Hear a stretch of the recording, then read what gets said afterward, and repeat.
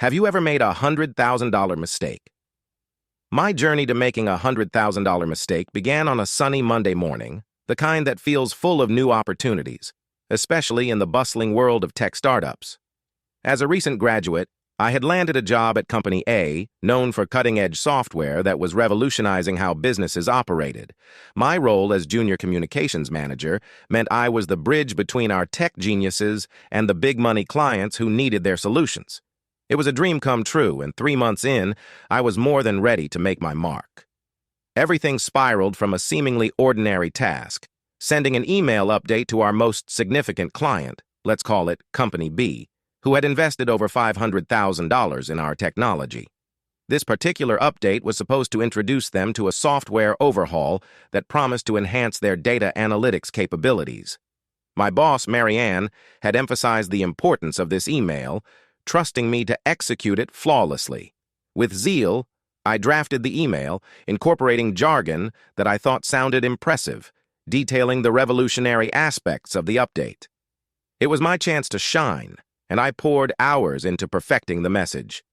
However, my diligence turned into my downfall when I attached the document to the email. In my haste and excitement, I didn't realize I had grabbed the wrong file, a sensitive internal document meant strictly for upper management eyes. The document was filled with critical information, including cost analyses revealing that we were undercharging Company B by nearly 40%, strategic plans for future updates, and most damagingly, unfiltered critiques of Company B's outdated systems, comments that were brutally honest and not meant for external audiences. This file was a ticking time bomb that landed in the inbox of Company B's CEO. The morning after sending the email, my world turned upside down. My phone buzzed relentlessly with calls from Marianne, and my inbox was flooded with urgent flags. The subject line from our CEO was enough to freeze my blood. Immediate damage control required. In a whirlwind of panic, I rushed to the office. Marianne met me at the door with a look of disappointment tempered with urgency. "We need to fix this and fast," she said, her voice tense. The next hours were a blur of crisis meetings with our PR team, drafting apology emails, and strategizing with our legal department about potential fallout. The plot thickened when Company B's response arrived. Not only were they considering pulling their current funding, but they also hinted at legal action for breach of confidentiality. The stakes were unimaginably high, and suddenly, I was at the center of a potential financial disaster for my company. Determined to rectify my mistake, I proposed a face-to-face meeting with Company B's executives. Armed with a heartfelt apology and a comprehensive plan to make amends, I traveled to their headquarters. The meeting was tense, filled with cold stares and hard questions. I had to navigate through a minefield of their skepticism and anger, presenting our concessions. Free software updates for a year, a dedicated support team, and a discount on their current contract. After what felt like hours of negotiation, Company B's team agreed to maintain their investment, mollified by our commitments to their satisfaction. The relief was palpable, but so was the lesson learned. Returning to my company, I was met with mixed reactions. Some admired my courage in handling the crisis, while others couldn't look past the enormity of my blunder. Marianne kept her faith in me, though she made it clear that such a mistake should never happen again. In the aftermath, I've taken this experience as a profound learning opportunity. Not only did I gain invaluable insights into crisis management and client relations, but I also learned that attention to detail is paramount. My mistake became a defining moment in my career, shaping me into a more cautious and conscientious professional. I'm not sure why the company had even given me access to those files so early on in the job, not that this is a valid excuse on my end. So yes, that was my $100,000 mistake.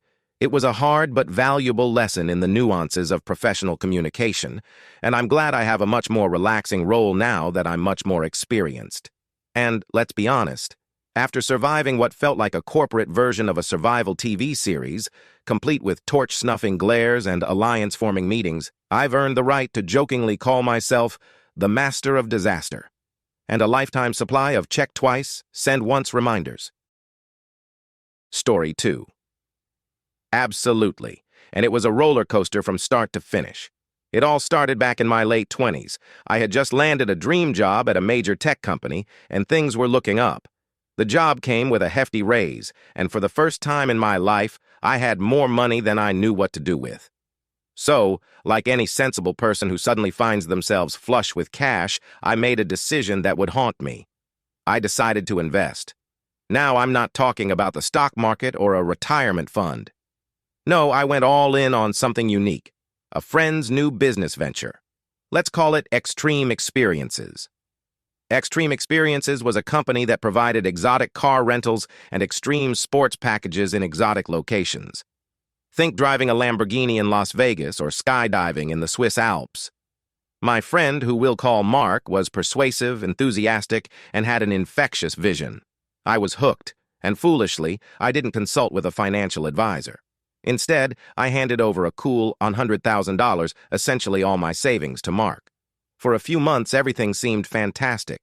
The company was picking up traction, or so Mark told me. I was dazzled by the updates, pictures of happy customers, and the glamorous social media posts. It was a dream coming true until it wasn't. About 6 months in, the updates became less frequent, and Mark started dodging my calls. A sinking feeling started to set in. I did some digging and found out through mutual contacts that the business was hemorrhaging money. High operating costs, lower than expected customer interest, and some overly ambitious expansions had put Extreme Experiences in critical condition. I confronted Mark, and after much sidestepping, he finally admitted that the company was going under. There wasn't just a loss of profit, there was a complete loss of investment. My $100,000 was gone. Just like that. I was devastated. Not only was my money gone, but my trust in a friend was shattered. I fell into a deep funk, questioning my judgment and grappling with the enormity of my mistake. However, here's where the story takes a turn. In the midst of my financial and emotional turmoil, I started blogging about my experience as a cautionary tale for others. My blog took off unexpectedly, resonating with people who had faced similar fiascos or were simply drawn to the schadenfreude of my disastrous investment.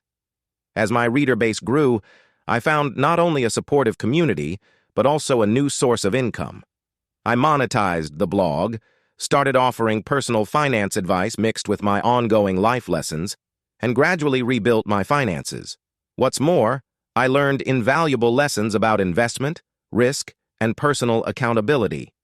Fast forward to today, and I run a successful financial consultancy that specializes in helping first-time investors avoid the kind of mistake I made. So yes, that $100,000 mistake was brutal, but it forced me into a trajectory that I'd never have taken otherwise. It taught me resilience, the importance of due diligence, and turned me into a savvy investor and advisor. In the end, my biggest mistake became my biggest opportunity. Would I do it again? Absolutely not. But am I grateful for the lessons it taught me? Perhaps, but I still want my money back.